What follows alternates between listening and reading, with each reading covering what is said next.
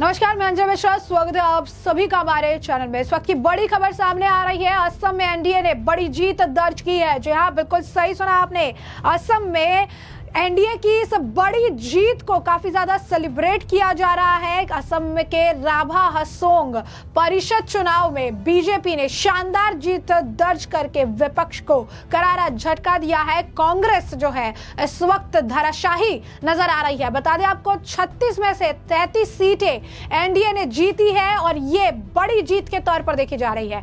तो भाजपा के नेतृत्व वाले राष्ट्रीय जनतांत्रिक गठबंधन यानी एनडीए ने असम के राभा हसोंग स्वयं परिषद के चुनावों में 36 में से 33 सीटें जीतकर भारी प्रचंड जीत जो है दर्ज की है।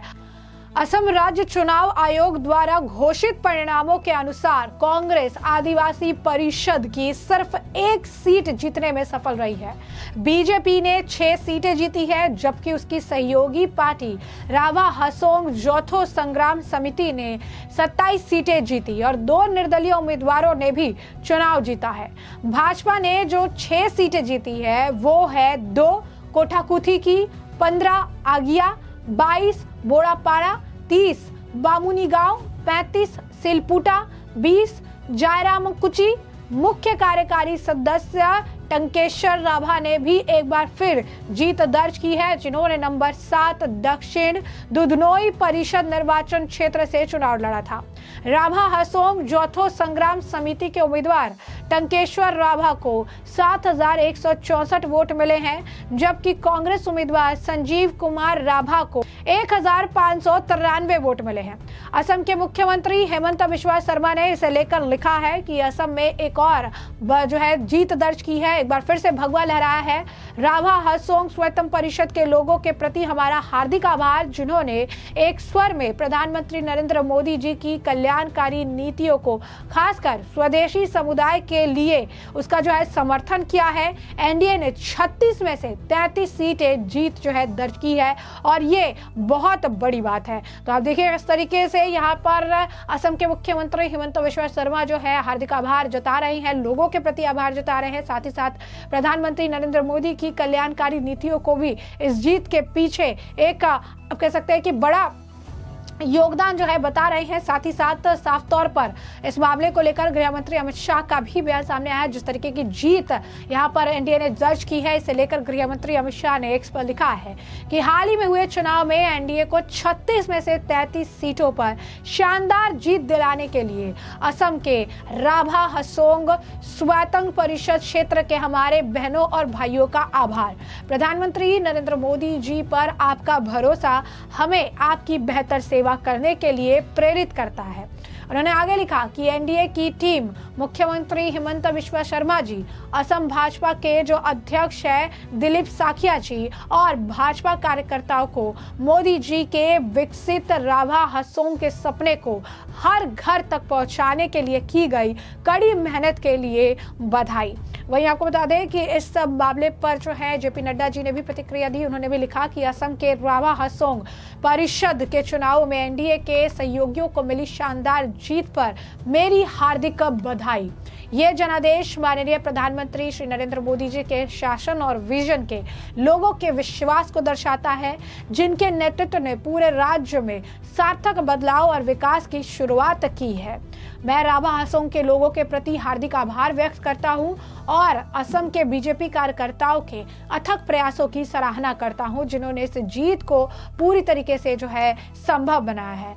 इसी के साथ साथ आपको बता दें कि 2 अप्रैल को असम राज्य चुनाव आयोग ने राज्य में पंचायत चुनाव के कार्यक्रम की भी घोषणा कर दी है, जो 27 जिलों में 2 चरणों में आयोजित किया जाएगा। राज्य चुनाव आयुक्त आलोक कुमार ने इसे लेकर बताया है कि जो पहले चरण का मतदान है वो 2 मई को 14 जिलों में होगा, जबकि दूसरे चरण का मतदान 7 मई को शेष 13 जिलों में होगा और दोनों चरणों के लिए मतों की गिनती जो है 11 मई को होगी। और ऐसे में इससे ठीक पहले एनडीए की ये शानदार जीत जो है देखने के लिए मिली है, जिससे कहा जा रहा है कि पंचायत चुनाव में भी बीजेपी यानी एनडीए जो है आराम से भगवा लहरा पाएगी। अब इससे जुड़ी हुई जो है जानकारी भी सामने आई है कि किस तरीके से जो है 2 चरणों में मतदान है और 2 चरणों के मतदान के साथ 11 तारीख को इसकी काउंटिंग हो जाएगी, 11 मई को इसकी काउंटिंग हो जाएगी और यहाँ पर भी बीजेपी के लिए इस बड़ी जीत के साथ रास्ता साफ होता नजर आ रहा है।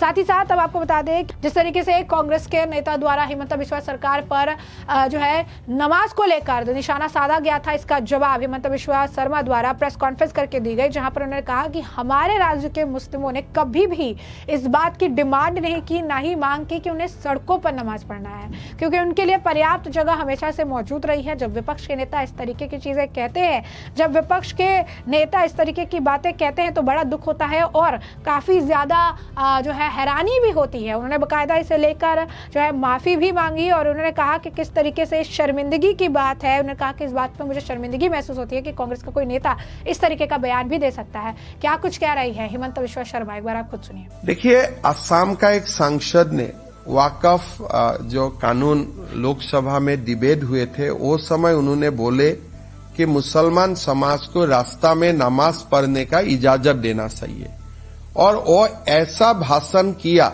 कि स्वाधीनता संग्राम एक विशेष कम्युनिटी ने ही किए थे, हिंदू समाज ने किया ही नहीं था। तो ऐसा उन्होंने भाषण दिया। देश विदेश का लोग मुझको फोन करके पूछ रहे, भाई आपने कैसा लोगों को संसद में भेजा। तो हमारे लिए भी काफी ये एक सेम का बात हुए है। ऐसा बात बोलने के कारण असम का भी क्षति हुए है। मैं देशवासी को उनका संसद ने ऐसा बात संसद में बोला, उसका कारण देशवासी उसे मैं ही क्षमा मानता हूं कि हमारे एक असम का सांसद लोकसभा में ऐसे अनाप तनाप बोले। हमारा असम में कभी मुसलमान लोग ये डिमांड ही नहीं किया है कि हमें रास्ता में नमाज पढ़ने का इजाजत दो। अच्छा मस्जिद है, ईदगाह है, बढ़िया से नमाज अदा करता है, कभी कोई समस्या नहीं होते है। वो बोले रास्ता में आप क्यों नमाज नहीं पढ़ने देते हो, ये तो डिमांड ही नहीं है। दूसरा बोला यही स्वाधीनता संग्राम किया।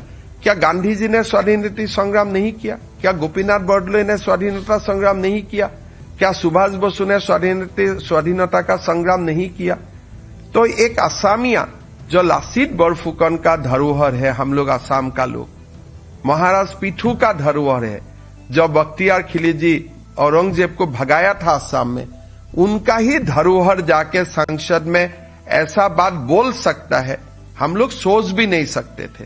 तो इसीलिए हम काफी शर्मिंदा है और देशवासियों से मैं क्षमा मांगता हूं कि हमारा संसद ने ही ऐसा भाषण दिए संसद में। हम आशा करता हूं कि असम का लोग जरूर सबक सिखाएगा उसका कारण समय आने पर। तो जैसा कि आपने सुना, यहाँ पर हिमंता बिस्वा शर्मा साफ तौर पर जो है वक्फ बिल का भी जिक्र कर रही हैं, वक्फ का भी जिक्र कर रहे हैं, क्योंकि वक्फ संशोधन बिल राज्यसभा में भी पास हो चुका है और असम में एक बहुत बड़ा मुद्दा भी रहा, क्योंकि असम में आने वाले समय 1 साल के अंदर जो है चुनाव भी देखने के लिए मिलेंगे और चुनाव से ठीक पहले जो है इस तरीके की बयानबाजी देखने के लिए मिल रही है। अब अगले 1 साल के भीतर विधानसभा चुनाव होने वाले हैं और इससे पहले वोट बैंक की राजनीति के लिए तमाम तरीके के बयान दे रहे हैं और इसी वजह से हिमंता बिस्वा शर्मा ने कहा कि मुझे शर्मिंदगी महसूस हो रही है कि राज्य के एक सांसद ने संसद में वक्फ विधेयक पर चर्चा के दौरान कहा कि मुसलमानों को सड़क पर ईद की नमाज अदा करने की अनुमति नहीं मिली।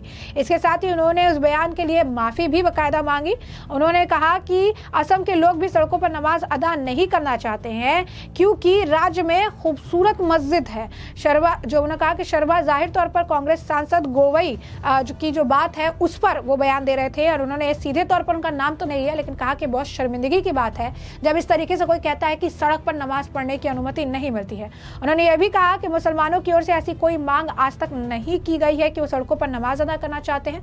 उन्होंने आरोप भी लगाया कि सांसद की टिप्पणी से यह धारणा बनती है कि भारत के स्वतंत्रता संग्राम में केवल एक समुदाय ने ही योगदान किया है। तो ऐसे में हमने आपको जो पूरा मामला है ये बड़े विस्तार से बताया कि पूरा मामला क्या है। एक तरफ एनडीए की शानदार जीत, 36 में से 33 सीटों पर जो एनडीए ने जीत दर्ज की, तो दूसरी तरफ कांग्रेस द्वारा दिए गए बयान पर हिमंता बिस्वा शर्मा ने उन पर जमकर निशाना साधा और ये कहा कि इनकी मानसिकता इनके बयानों से जो है सामने आती है।